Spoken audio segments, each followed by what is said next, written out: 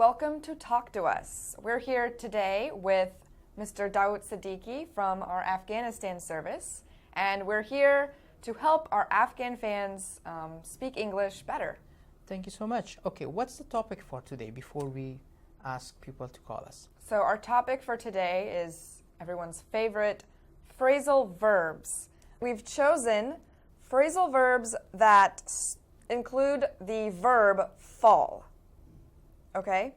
So let me start with one. How about... Of course, when I was learning English, it was so difficult. I found it difficult for myself to learn phrasal verb. Yes. Because a verb had joined some preposition like up, and it was really a very good experience for me. I couldn't learn because the verb was so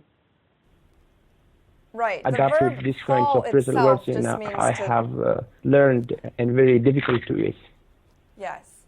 So phrasal verbs are expressions or phrases that include a verb plus, as you said, a preposition, sometimes an adverb, sometimes both. So let's try one here. Yes. Do you know the phrasal verb fall back on? Fall back. Fall back on. On. No. This is my first time I hear this. Fall back on. No. I don't know. Do you know what fall back on? Even fall I don't back know the fall back on. Believe me. So.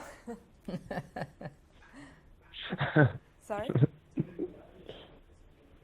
Yeah. Yeah, so literally to fall back on would be I fall back on my chair.